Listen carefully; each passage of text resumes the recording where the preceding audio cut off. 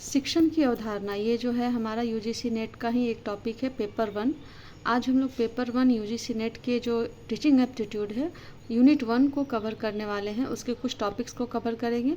Next video में इसके और आगे के टॉपिक को कवर करेंगे, लेकिन उससे पहले आप चैनल को सब्सक्राइब करके ज़रूर रख लें ताकि जितने भी नोटिफिकेशंस आएँ आपको मिल सके और पेपर 1 की प्रिपरेशन बहुत अच्छे तरीके से हो सके।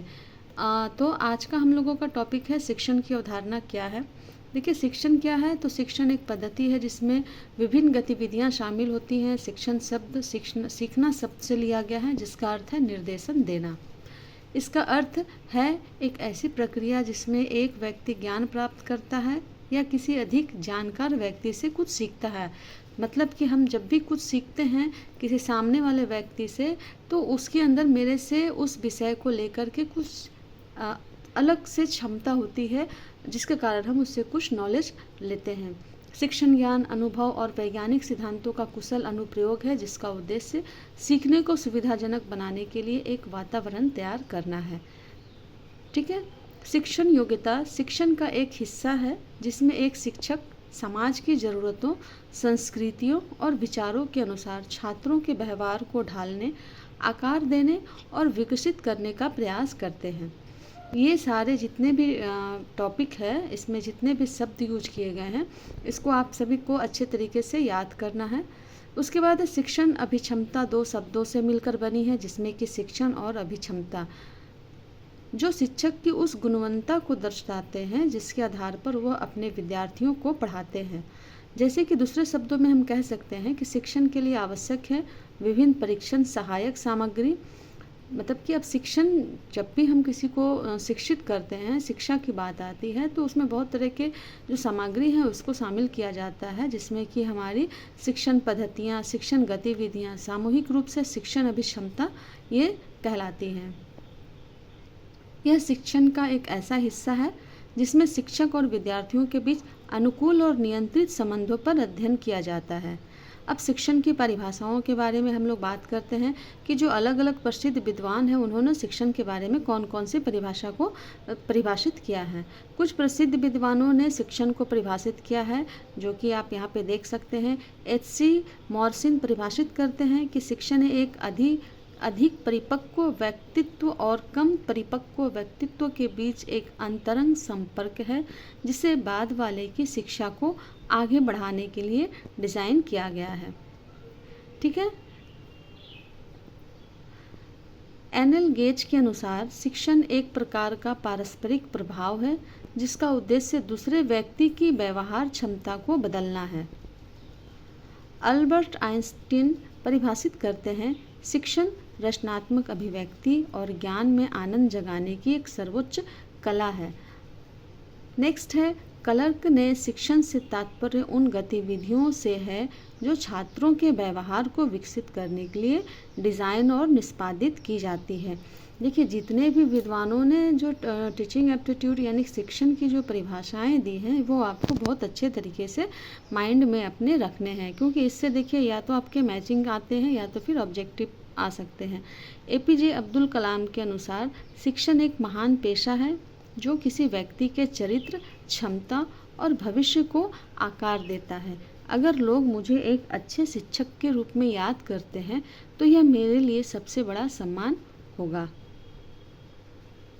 एडमंड एमिडन परिभाषित करते हैं कि शिक्षण एक संवादात्मक प्रक्रिया है जिसमें मुख्य रूप से कक्षा में बातचीत शामिल होती है जो शिक्षक और छात्र के बीच होती है और कुछ परिभाषित गतिविधि के दौरान होती है। शिक्षण के उद्देश्य, इसके पहले देखिए हम लोगों ने जितने भी डेफिनेशंस जितने भी विद्वानों के द्वारा दिए गए थे उसके बारे में डील किया है। अब हम लोग बात करेंगे शिक्षण के उद्देश्य। तो शिक्षण के क्या क्या उद्देश्य हो सकते हैं। इसमें शिक्षण छात्रों और शिक्षण स्रोतों के बीच एक संवादात्मक प्रक्रिया है। यह छात्रों के मार्गदर्शन, प्रगति और विकास के लिए आवश्यक है।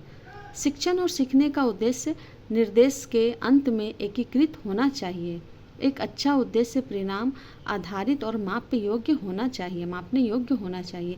मान लीजिए कि हम किसी भी चीज़ को सीख रहे हैं तो उसके रिजल्ट से हमें पता चलता है कि हमारे अंदर वो चीज़ कितने अच्छे तरीके से हमने उस चीज़ को सीखा है। जैसे कि एग्ज़ाम के बाद हमारे रिजल्ट हमसे हमारे बारे में बताते हैं कि हमारे जो साल भर के जो पढ़ाई थे उसको हम लोगों ने कितने अच्छे ढंग से किया था।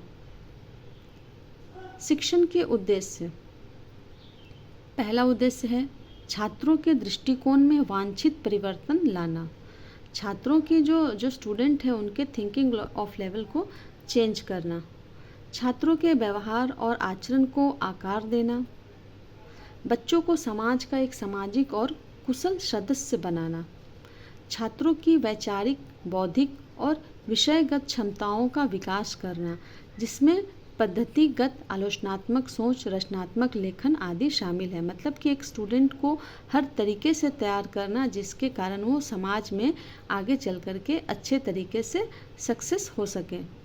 शिक्षण का समग्र उद्देश्य शिक्षार्थियों के समग्र व्यक्तित्व का निर्माण करना। शिक्षार्थियों की क्षमता, विचारकों का, यहाँ पे देखिए ये जो है समग्र व्यक्तित्व यानी कि होल पर्सनैलिटी का डेवलप करना है, विकास करना और छात्रों के व्यवहार में परिवर्तन लाना है।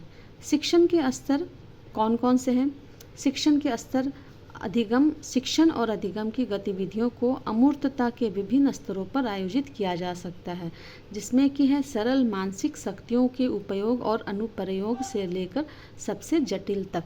मतलब कि हम जब भी कभी किसी शिक्षण विधि को स्टार्ट करते हैं तो सबसे पहले उसमें सरल मानसिक तरीकों का उपयोग करते हैं।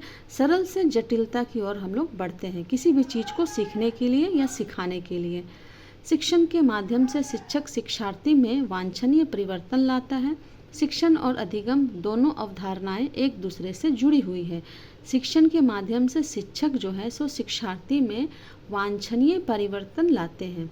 शिक्षण और अधिगम यानी कि शिक्षण और लर्निंग जो है दोनों एक दूसरे से जुड़ी हुई हैं। शिक्षार्थी के सर्वांगीण व्यक्तित्व का विकास शिक्षण और अधिगम का अंतिम लक्ष्य होता है। शिक्षण के दौरान एक अनुभवी व्यक्ति, शिक्षक और एक अनुभवहीन व्यक्ति यानी कि छात्र के बीच बातचीत होती है। जाहिर सी बात है कि जब हम किसी चीज़ को सीखने के लिए जाते हैं तो उस ज्ञान की हमारे अंदर कमी होती है जिसको हम लेने के लिए किसी अनुभवी व्यक्ति के पास जाते हैं। शिक्षण और अधिगम गतिविधियों के 3 पहचाने जाने योग्य स्तर हैं जो कि निम्नलिखित है। पहला है हमारा शिक्षण का स्मृति स्तर यानी कि हर्बर्ट का शिक्षण मॉडल। नेक्स्ट है हमारा शिक्षण का समझ स्तर यानी कि मॉरिसन शिक्षण मॉडल। नेक्स्ट है हमारा शिक्षण का प्रतिबिंब स्तर यानी कि हंट का शिक्षण मॉडल। देखिए शिक्षण का प्रतिबिंब मॉडल किसका है तो हंट के हैं। फिर जो है हमारा शिक्षण का समझ स्तर यानी कि मॉरिसन के हैं। और शिक्षण का स्मृति स्तर किसके हैं तो हर्बर्ट के शिक्षण मॉडल है। तो ये सभी आपको अच्छे तरीके से याद करके रखने हैं। तो अब जो हम लोग हैं एक एक करके जो इसके मॉडल है उसको डील करेंगे, लेकिन ये वीडियो काफ़ी लंबी हो जाएगी तो इस डील को हम लोग नेक्स्ट वीडियो में कवर करते हैं। आपसे रिक्वेस्ट है कि वीडियो अगर अच्छी लगती है तो लाइक ज़रूर दें ताकि मैं आपके इस कमेंट को समझ सकूं कि आप लोग इससे कुछ समझ सक रहे हैं।